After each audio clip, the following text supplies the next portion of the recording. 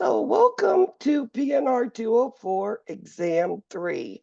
We are almost at the end, and it's quite amazing. This quarter is going by so quickly.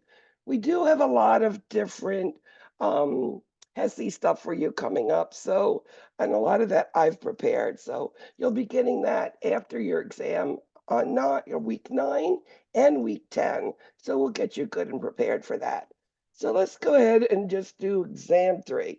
That's the one in front of us now. Let's get this one passed, do well at it, and then we'll be set up and ready to go for our HESI after that.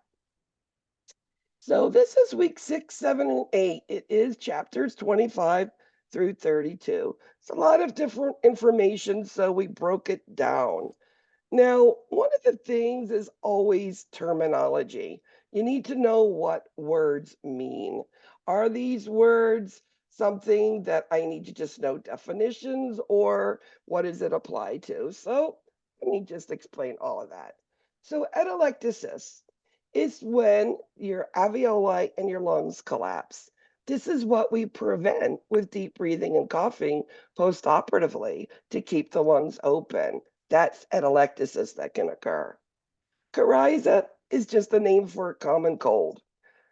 Allergies are, no fever. They're just that sneezy, itchy, like runny nose. That's allergy. But coryza is a common cold. Now, stridor is a high-pitched respiratory sound. Usually what this is with croup. The upper airway, the epiglottis, which covers the larynx when you swallow food, so food doesn't go into your lungs, gets a little inflamed. And it covers the larynx. So you try to pull air in and you hear a like a real stridor because air can't go in. So that's a high pitched sound that you would hear. Surfactant is what is made by the baby. You need to be 24 weeks, usually 34 weeks where surfactant is formed, but it's that material that opens up the alveoli and keep them open. Before 30 weeks of gestation, an infant, they'll collapse at birth. That's why they usually need to be intubated. So it's surfactant. It holds them open so air can exchange. Now, tachypnea is just breathing fast.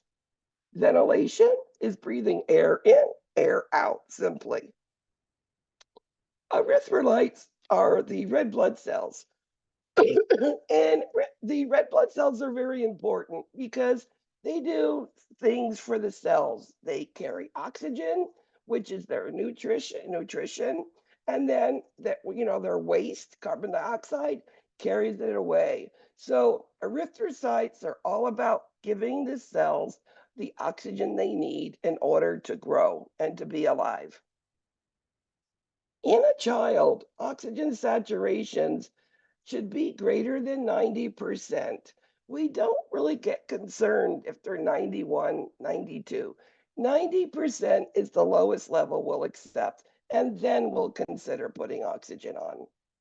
Now, what is respiratory distress? I mean, you usually can look and see a child who's in distress. They'll be breathing really fast. If you listen to their lungs, or even sometimes audibly, you can hear it. Rales, rhonchi, wheezing, stridor. I mean, wheezing and stridor, you definitely can hear. And you're going to see the increased use of accessory muscles, and which is retractions you're going to see. You're going to see that lack of oxygen because you're not breathing well. And then you'll see that cyanosis of the nail beds.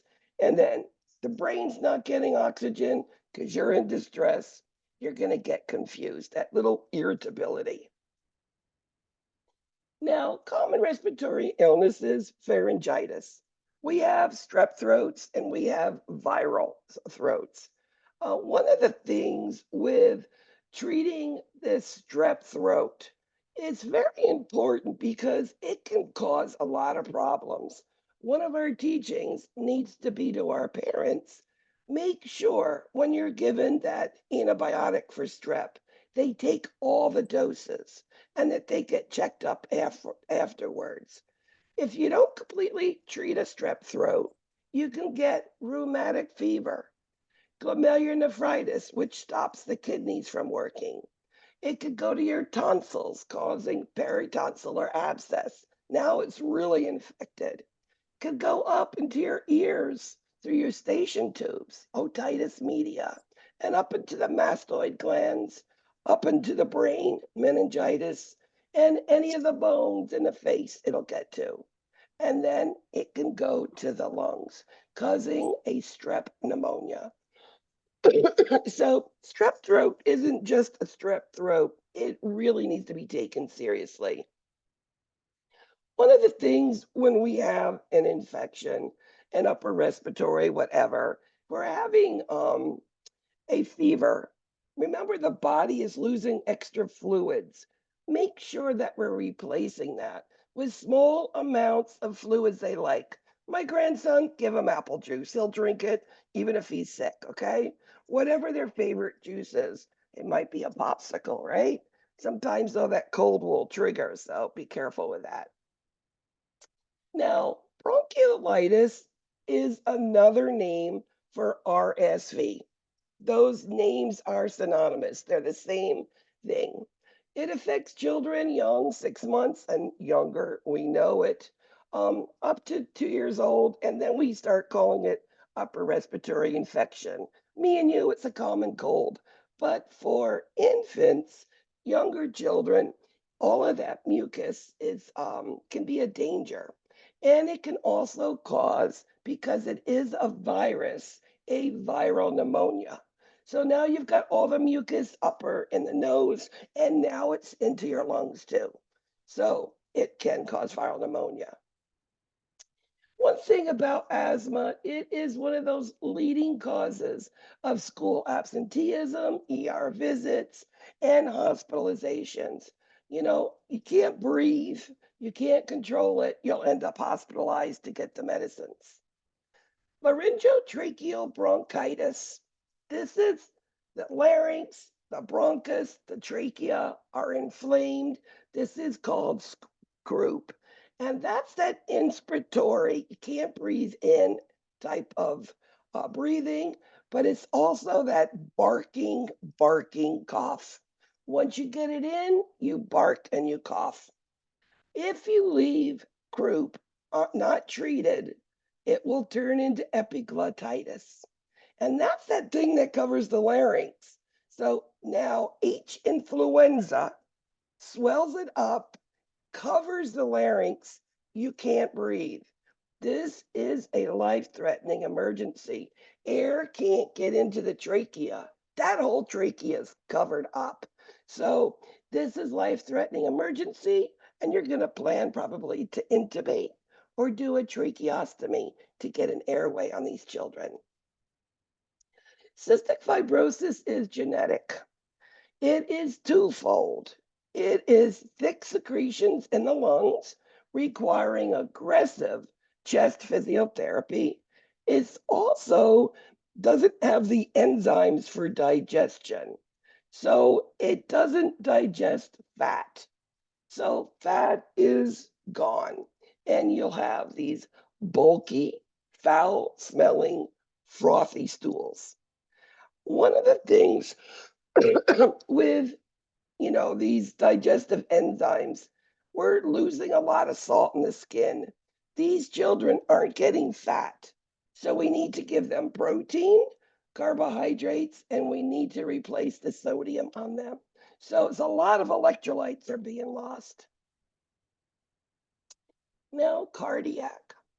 There's a bunch of different terms that we're going to go over.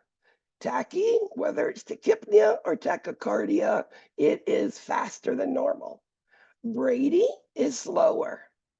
Dys means abnormal or a difficult. There's a problem. It could be dyspnea, not breathing well, dysphagia, when you can't swallow, right? So a dys. Hypo is something that's small. Usually hypo is hypoplastic. We usually think about a left heart with that one. In the heart, there's a lot of shunting that goes on, and it moves from really high pressure and moves to the low pressure. So shunting is just when the blood flows differently than it should. A murmur is a sound that is the blood going through vessels or through holes, and it's abnormal or normal. It could be the mitral valve that you hear the murmur, or it could be a hole in the ventricles that's creating a louder murmur. Now, cyanosis is low oxygen. That's that purplish color you see, whether around the lips or in the fingertips. That's what you would see. Acyanotic is when you're oxygenated and you're pink and normal saturations. And stroke volume is the amount of blood that one heartbeat, one squish of the heart it pumps. Now, there's two different septal defects. Well, what's a septal? Septal is the chambers that take apart the right and the left side of the heart. It's between the upper chambers called the atrium and the lower chambers called a ventricle. So a hole between the upper atrium is called an atrial septal defect. It's talking about atrium, the dividing thing, the septum, and it's a defect. And blood does go from the left side to the right side. Just think about the blood. It goes out of the left side of the heart with one stroke volume, right? And it just gets back to the right side. So it doesn't have pressure. So left side is always flowing to the right. Now, a ventricular septal defect is the lower chambers, the ventricles. The septum again has a hole. Again, it goes from the flow from the left to the right. And whenever it goes back to the right, you're going to have more flow going into the lungs because it went to the lungs already, but it comes back and it goes again. Usually with these things, we'll do surgery or sometimes they'll go to cath lab. There's some neat things they can do for that. Now, a PDA is a connection that we have when we are interutero as a fetal circulation. What it does, there is a tube that connects the pulmonary artery to the aorta. So it takes heart from blood from the lungs that's oxygenated and it brings it to the body so it can flow. Now, after birth, it usually closes because mommy produces a hormone that keeps it open. Mommy goes away and it's not there anymore. Now, we can keep it open if we want, but many times we're trying to close it. And the way we close it is through a medicine called indomethacin. And sometimes that don't work and we might do a surgery, okay? A coarctation of the aorta is a kink in the hose coming off the heart. So the aorta comes off the left ventricle, goes up and around, and it goes down, splits up, and goes to the body. Somewhere on that arch, which we call it, it's kinked, and blood can't go down. So if blood can't go down, you're going to have decreased pulses in the feet and you're going to have decreased blood pressures. And if you're not feeling pulses in these children, you take the upper and the lower blood pressure. So a four extremity, the upper, where all the blood flow is going to be a higher blood pressure. And again, the lower are going to be lower. Because it's pushing blood back into the heart, it goes back up into the lungs. It can cause congestive heart failure. So if we let it go too long, the heart stretches and it goes into failure. How do we treat this? Well, we can go to the cath lab and they can balloon it and they literally put a little tube in, they put up a balloon, and they dilate it. Or sometimes they have to go to surgery and open it up that way. Tetralogy of Fallot, most common of all the cyanotic heart defects. It is all on the right side of the heart. So there is a hole between the ventricles.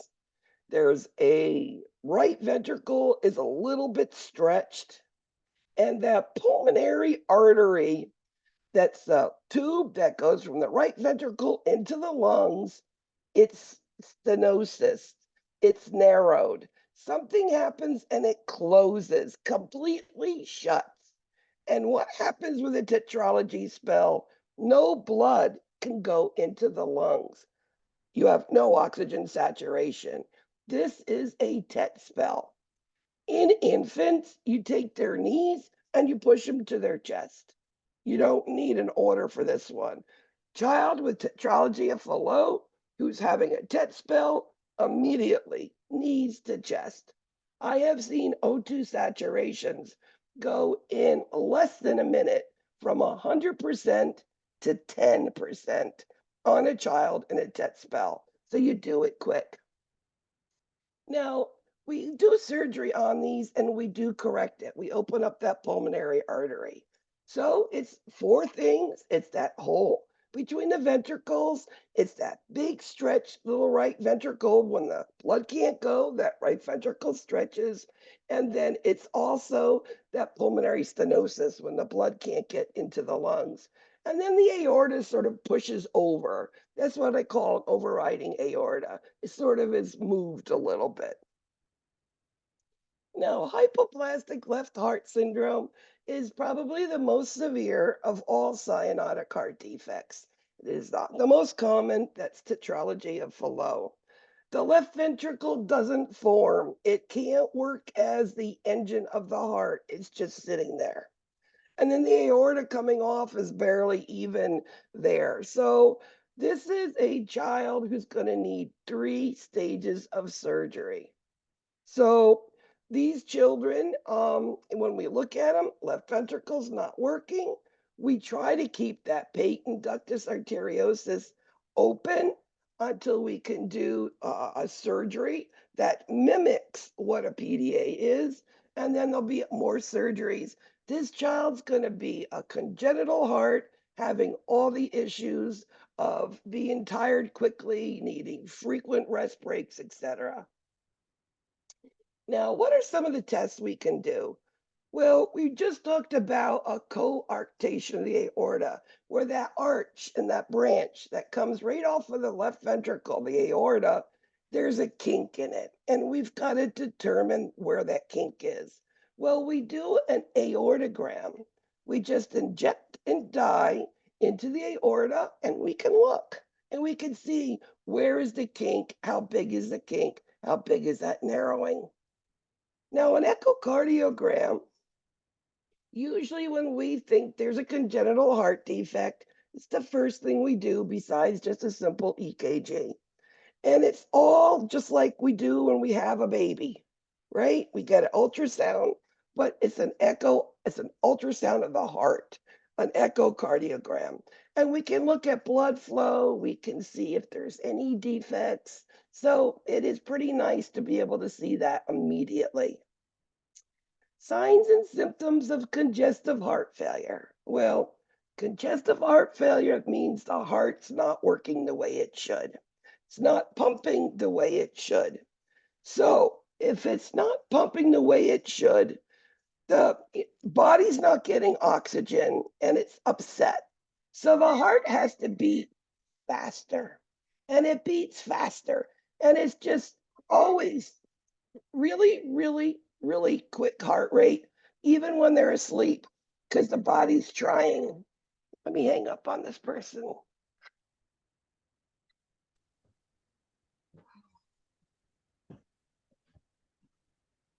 Okay, I'm good. I apologize. That's my 90-year-old mother-in-law. Okay, so your heart is beating fast. So, and because it's filling up fluid because it's not effective. The lungs are filling up with fluid. You're getting dyspneic and you're filling with fluid. So you're going to see weight gain. So those three signs, all of a sudden, because that's why we do weights. Every visit, what do we do? Every day in the hospital, what do?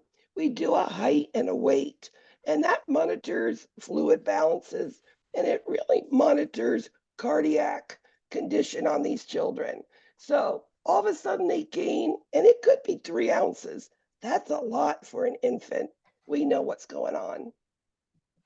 Some of the complications of the cardiac is pneumonia because of these fluids. What about that rheumatic fever? And this is, due to that strep infection.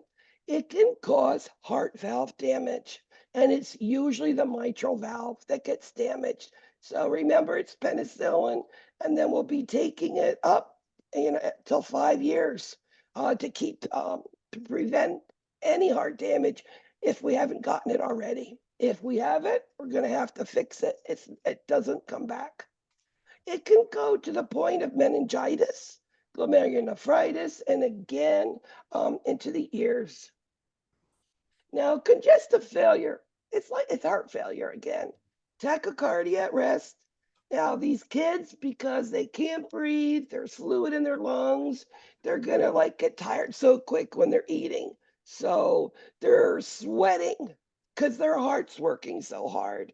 And they're, of course, they're full of fluid. They are dyspneic. They really are difficulty bleeding. And again, sudden weight gain. So how do we take care of this child? We're not going to correct congestive heart failure in an hour. It's going to take time. So you're going to do what we call cluster care, right? So we do care so that they're not disturbed a lot for long periods of time. We would prefer to feed them instead of leaving them crying, right? If they're sleeping, let them sleep. But if they're up, we don't want them to expend any energy on something like crying. Small, more frequent meals are better. Oxygen, it can be used because now you're putting extra oxygen into the body, and that can only help. Whatever medications you're going to give, remember, they're milligrams, micrograms per kilogram, and making sure that we are giving the proper medications according to the weight is something that I've always checked every dose on a child if I haven't had that kid before, making sure they're getting proper doses. And then congestive heart failure is all about fluid. We really have to measure intake, output, daily weights, right? We're going to see output going more because we're going to give those diuretics. We're going to see those daily weights come down, and we're going to see the kid able to eat more. So rheumatic fever, as I said, this can be due to a problem when a sore throat wasn't completed. So it's a strep problem. It's a systemic disease. It's all about the joints, the heart, the nervous system, the skin, because it's got rashes. It causes chorea, which is central nervous. It gets into the joints, all of this. Now, everything can be turned around except for heart damage. So we do give penicillin. It is the drug of choice. We give it long term, and we're going to give it prophylactically for 5 whole years. That's to prevent the heart from getting damaged. One of the things when you have an infection that could affect your heart, rest, important. And of course, any pain, any fever, we are going to give either anti-inflammatories. It could be an ibuprofen, okay? Steroids is the other anti-inflammatory. And sometimes they will give aspirin because of the heart. They want to thin the blood so it pumps easier, which helps the heart not overwork. And again, management of cardiac failure if it's getting there, which is, the feeding, slow feeds, small, more frequent. Don't letting them cry, cluster care, right? Now, hypertension. Now, years ago, we didn't check blood pressures on the younger children. Younger than 5, we just didn't. Well, we found there were some younger kids that did have high blood pressure. And what does high blood pressure do to adults? It can affect kidneys, right? And it was doing that. So how do we treat them? Well, unlike adults, we'll do it more conservatively. We don't really want them on medicine. So we'll do a DASH diet. We're going to decrease the fat, increase the fruits, vegetables, fish, and poultry. And of course, we're going to watch the sodium. And this has been proven to work better than the meds. And usually, if it's followed correctly, these children do well. Now, hyperlipidemia is when there's too much fat in the blood. Now, there's two types of what I call cholesterol or lipoproteins. LDL is lousy cholesterol, and that's how I remember it, okay? And HDL is healthy. So if we're looking at the diet of what's in there, what sort of cholesterol, the HDL is the better choice. Now, blood disorders. Excuse me. Anemia. Many of us suffer from anemia, iron deficient anemia, most common of all the childhood blood disorders. And anemia is just when there's not enough red blood cells. And what happens when there's not enough red blood cells? What do red blood cells do? I've already said it. It carries oxygen to the cells, and it also carries iron to the cells, which is their food, keeps them strong, keeps them working well. So if we don't have enough cells, this is going to be the kid that's tired, that can't have energy because there's no oxygen, there's no iron for the cells, so they get really tired. Okay, it could be inherited. We know some of them, like sickle cell or thalassemia, they're inherited, or acquired. Could be iron deficient anemia. Sometimes it's due to the cells aren't producing, and sometimes they're just dying off really quick, or they just burst, some of them. So let's continue. Let's look at iron deficient anemia. One of the things with iron deficient anemia, and probably the most common group of kids, is that time toddlers who are absolutely picky eaters. And we take them off formula and we take them off breast milk. And now they're on cow's milk and there's no iron. And this is usually when we'll see it. So one of the things that we need to be aware of is looking at the child, seeing if nutritionally they're not eating enough iron-rich food, because they could develop iron deficient anemia. Now, if they need to have iron, a lot of times they'll just say diet first. Okay, the kid won't eat that stuff. All right, let's give a supplement. Remember, the liquid should be through a straw because you don't want to stain the teeth. And it should be given with orange juice because orange juice helps it digest. Another blood disorder, hemophilia, hereditary, and it's one of the factors in the blood. It's not there, and blood does not clot as quick as it should. Hyperlipidemia, again, excess of fat-like substances in the blood. Now, two more of the hereditary type of anemias. Sickle cell anemia. It is sickle-shaped cells, and they get stuck in the blood vessels. And it gets stuck, and they back up, and it causes swelling, it causes pain, and it's something that we can help prevent by hydration, actually keep the vessels big so blood goes through. So in a crisis, what do? Well, we're, sickle cell, your cells die quickly. So we're going to give some oxygen to try to help. That hydration to dilate those vessels to get those sickle cells unclogged.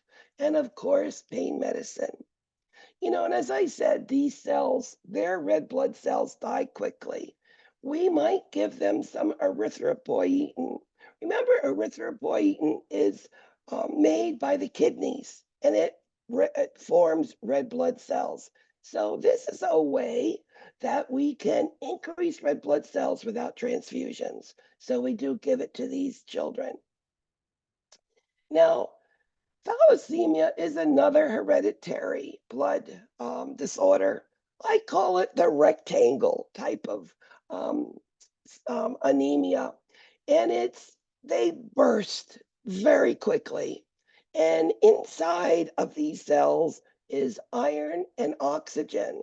So they don't have oxygen and they don't have iron, and it causes jaundice and it causes cardiac failure because the heart it's trying to beat fast, but it doesn't have enough red blood cells because they die so much. So they go into heart failure. Thalassemia, remember there's a beta thalassemia trait. Only one parent do you need to get mild anemia. Now, leukemia, it's immature white blood cells. So they're forming, but they're not right. So what are some things that we need to know? Well, white blood cells are all about infection, right? So what do we need to know in order to take care of these children? Well, these children will not get immunizations during the time that they're immunosuppressed, especially live ones, right? We don't want to do that. It can really hurt them. Again, it's all about white blood cells. So if they're exposed to any infection, we can maybe prophylactically give antibiotics. One of the things with leukemia, they're tired. They don't feel well. Um, and nutrition is so important with children.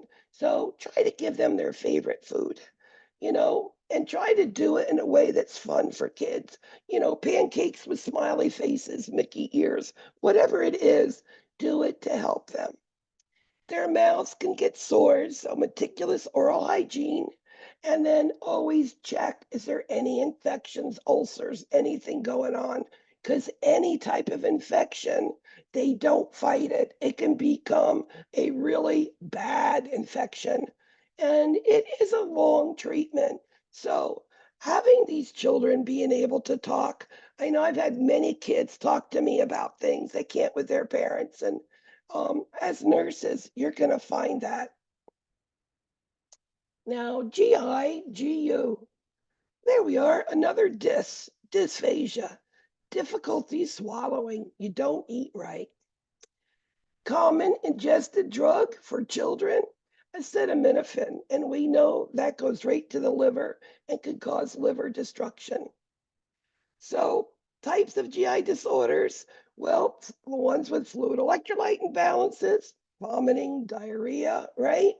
And then disorders with losses of fluid absorption, inflammatory, or, too much water. So, let's look at some.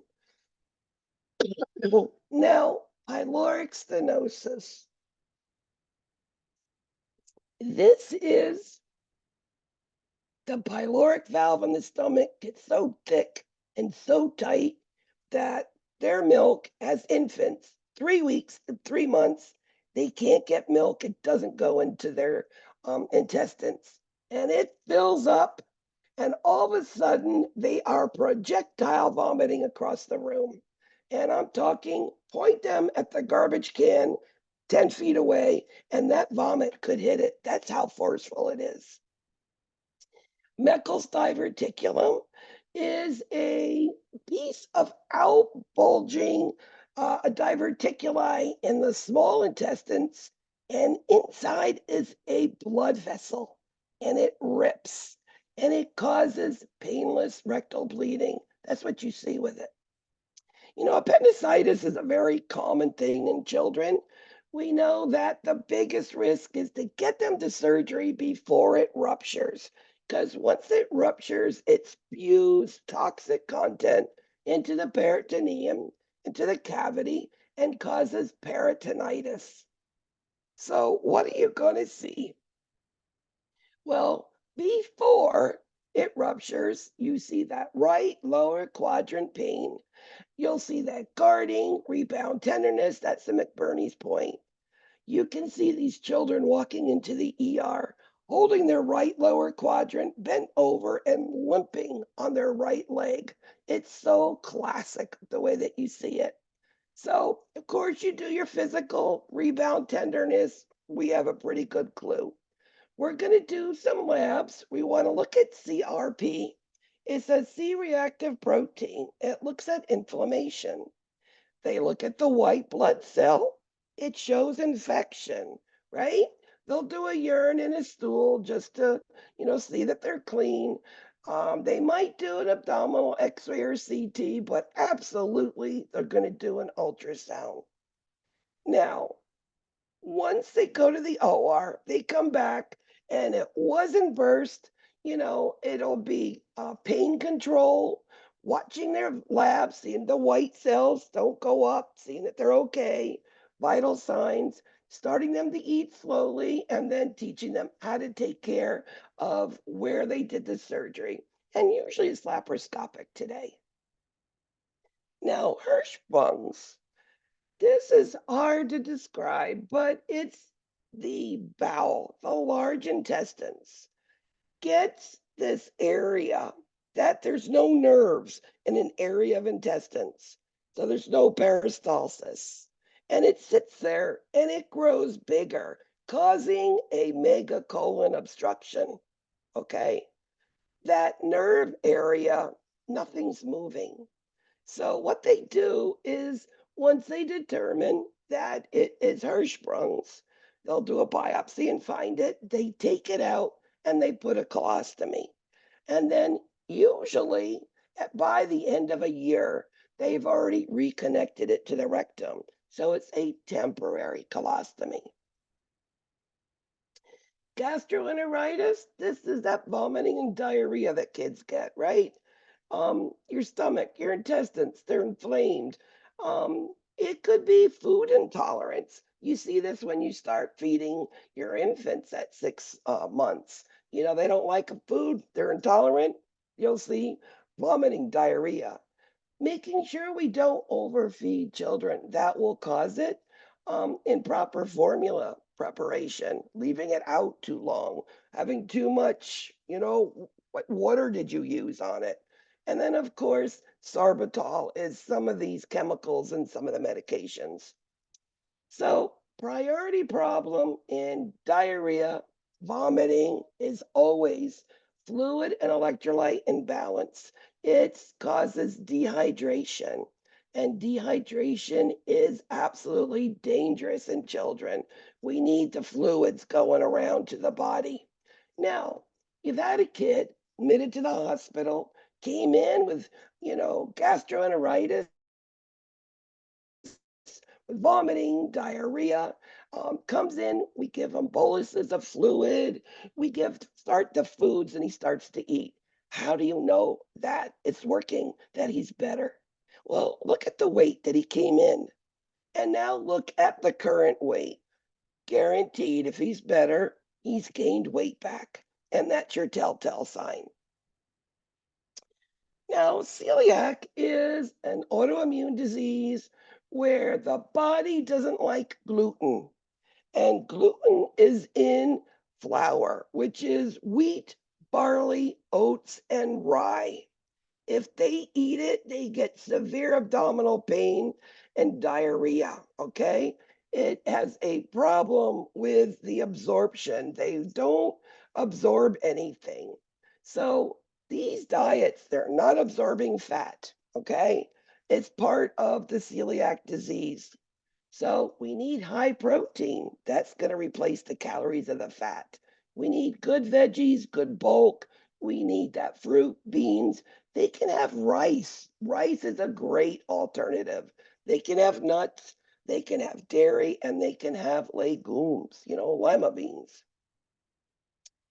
Now, hernias. I have seen them umbilical and umbilicus, right? Inguinal and umbilicus.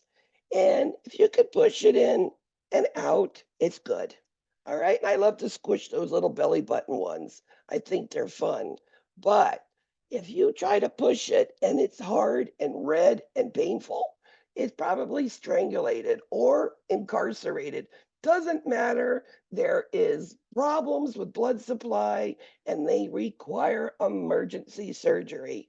What happened is it got kinked and blood isn't going to the intestines. And if we don't get in there, unkink it, and straighten it out, a piece of intestines will have to be removed, and we don't want that. Again, strep infection, acute glomerulonephritis. Acute glomerulonephritis is when you stop urinating, you retain fluid. So periorbital edema, and you'll be pale. In chronic constipation in children, treatment, and it's giving raw fruits and vegetables, okay? Also, increasing fluids. So, increased fluids and high fiber, which is not cooked, but raw fruits and vegetables. A urinary tract infection, most common in little girls, especially when they like to sit in a bathtub in the bubbles. That's actually what they tell them. No more bubble baths, poor little girls, right? Well, anyway, how do we treat them? Well, we know that they have these very short, straight, open urethras, and fluid can get up there just by wiping themselves the wrong way. So they say wearing cotton underwears actually absorbs it away and keeps the area dry and helps prevent. Now, hypospadias, usually a male, the urethra ends at the tip of the penis, right?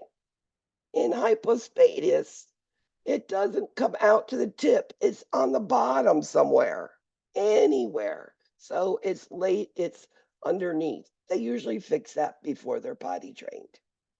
Cryptorchidism is the testicles.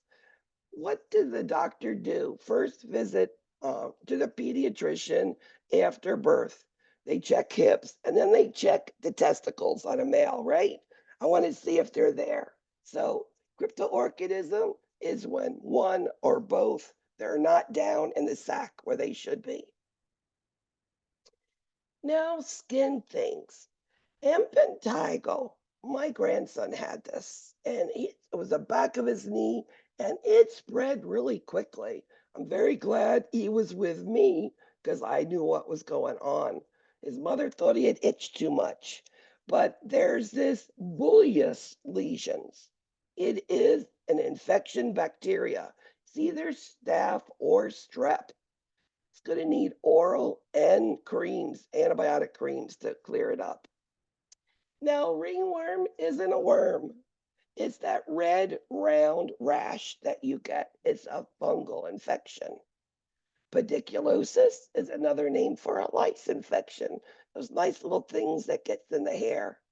My little girl with a ponytail this thick down to her butt had it 3 times. It was horrible, and she didn't want to cut her hair. So, lice infection. Eczema is that hypersensitive skin, and they're always itching, it's always breaking down. It requires a lot of attentions and creams and lotion and short fingernails. Some of the fungal infections are capitis, that's that white stuff that you see at birth. Or it could be foot fungus, right? Athlete's feet.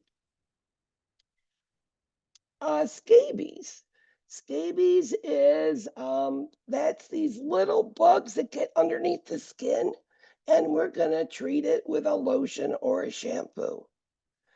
Burns. We know that kids like to go up to stoves, pull things down, or turns on the hot water and it's too hot, and they could get burned. Leading cause of death, 1 to 4 years old. Remember, always be careful with burns for inhalation of smoke or making sure their airway is open. Always number one, anything with burns, smoke inhalation, watching airway. So with scabies, the treatment is a permethrin. Um, all family members should be treated. And remember, everything should be washed and dried, high heat, etc. And we leave that stuff on for 8 hours, so overnight. Um, they say those toys, whatnot, put it in a baggie, tied Ziploc bag, whatever, 1 week, and that will kill the bugs. Burns can involve skin, mucosa like the mouth, right? Again, if it's burned near the face, some of those flames could have gone and been inhaled. They may look okay, but it's going to swell later on. So assessing airway, priority. Again, be very careful the way that we teach parents about injury, pot handles, cords, make sure they're not within reach. That child proofing should be done, covering the outlets. Again, just adjusting that water heater. Some people have too hot of hot water. I have seen a child sit in a tub that they filled up and it was so hot they got burns on their buttocks. Okay. And then, of course, with any fire, make sure that there's an escape plan. Where do you go if something happens, if you hear the alarms going off? Fluid resuscitation, how do we know it's working? What do we look at? Well, if we need to give fluid, you're going to monitor the urine. When they're dehydrated, urine's going to be darker in color, right? As we give fluid, that urine color is going to lighten up. We're going to, of course, watch intake and output, making sure more is going in than out. Skin turgor, no more tenting of the skin, right? It's not going to tent anymore when you have fluid. Looking at the lab values, the metabolic profiles, and then looking at their mouths, right? Seeing that they're moist. As I said, eczema is all about hypersensitive skin. One of the things that we need to look at is any history in the family, because it could be sent down. Is it food allergies? Is it an asthma? We can avoid allergies like food things. So making sure that we do that. This word, lichenification, is when your skin gets really thick and gets really dry because of over itching, over having all of these type of, open areas on the skin. So that's what lichenification is. So how do we treat eczema? Well, number one, hydration, creams and lotions, keep them hydrated. And have something that stops the itch because the itch keeps the kid itching on it. So relieving that inflammation, getting it hydrated, and then of course, if it's open, preventing infection because a big infection could occur. Acne as the kids get older into adolescence, know that they should be cleaning their skin routinely. They should avoid greasy stuff, whether hair products, cosmetics, 'cause they don't want the grease around the face. They say over cleaning, excessive cleaning can irritate. So not to over try to do it using whatever the topical and oral treatments, not overusing them, but there are many that can be used and used very successfully. And whenever a teenager, because it's usually that, adolescent, going through puberty and getting acne, making sure they follow the treatment the way it's prescribed. Now, metabolic conditions, thyroid condition. When we talk about endocrine, the most common is hypothyroidism in children. Now, one of the things that the thyroid hormone does, it keeps you need it for mental cognition. You need it to grow and to be strong too. That's the two differences between adults with children is that it's used, you need it for cognition and for, the growth. So without it, it causes mental retardation and physical disabilities. So that makes sense now. So diabetes, it's all about high blood sugars, hyperglycemia, and the insulin saying, yeah, I'm not going to work the way I should. Now, in children, almost all the time is type 1 diabetes, which means they're going to need insulin in order to digest the carbohydrates. It's not like they outgrow it. They'll always be type 1 when they're at type 1. Now, type 2 is decreased type of insulin production. Sometimes it can be reversed through exercise, diet, it can be reversed, but type 1, no. What do you see, and especially in children? Well, one of the things with children is enuresis or nocturia, wetting the bed at night when they're potty trained, and then weight loss. Those are the two things that bring the parents in. But then when they're asked, oh, yeah, the kid's hungrier than I've ever seen them, polyphagia. Oh, they're urinating a lot and drinking a lot, polyuria, polydipsia. It's the three P's. That is diabetes mellitus. Now, hypoglycemia, what do you see? Well, hypoglycemia is not enough sugar. You're irritable. You don't have sugar, it means you don't have food, you're hungry, and you're weak, and you're sweating, and you're jittery, that decreased muscle coordination. And you get confused because you don't have sugar, you can't think right. So, what do we do when we have a child that's having these symptoms? Well, if they're awake and alert and able to swallow, we're going to give them some sort of sugar.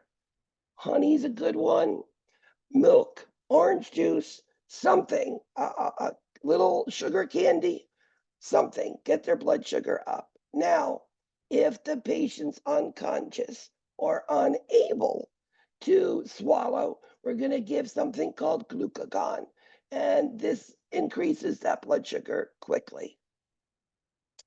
Now, diabetic ketoacidosis is the most severe type of diabetes. It's when all of a sudden you've got really elevated blood sugars and your blood sugars are really high and your body is hungry. So it starts burning protein and fat. And then now you've got ketonuria. So hyperglycemia with ketonuria, this is DKA, you are going to have low bicarbonate and your blood gases are going to show a low pH. Normal pH, 735, 745. I've seen it as low as 6.8, and the child made it with a blood sugar well over 1,000. Now, because DKA has these really elevated blood sugars, they breathe sugar. So it's a fruity breath. They're going to be hypertonic, dehydration, nausea, and they're going to be confused. So our first treatment is fluids and insulin, of course. Now, one of the things we need to teach our parents with children with diabetes, always make sure you have all the things you need.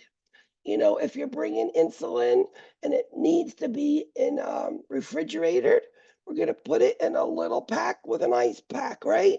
Making sure, and then putting it in the refrigerator when we get somewhere.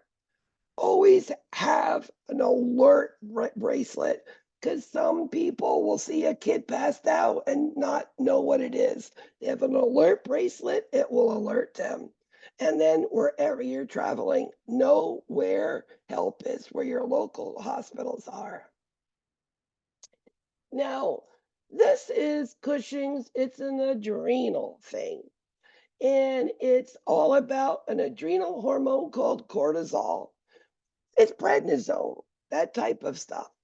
And Cushing is too much of this cortisol or prednisone. And then what happens is there's an increase in glucose production. And what will this child look like who's in Cushing syndrome? Well, they've had too much steroids, cortisol for too long, and you get this big round moon face. It's also, you can see like hyperpigmentation, but we call it ruddy, which is like these big red cheeks that you will see. Now, with all of this trunk and abdomen and moon face all being big and looking fat, your arms and your legs are going to be thin because of protein wasting. Now, diabetes insipidus has nothing to do with blood sugar. Diabetes insipidus is the pituitary gland, and it has to do with fluid balance. And the fluid balance, what they do is they make this child, this pituitary gland starts urinating, urinating, urinating, and they're drinking, drinking, drinking. So if you're urinating that much, you're losing electrolytes and you can become confused. So this can cause dehydration, right? And cardiac dysrhythmia is an electrolyte imbalance, right? So always assess the vital signs. You might see low blood pressures and elevated heart rates, right? Now, types of immunity. We have natural or acquired, active immunity, passive immunity. Well, natural is what you're born with.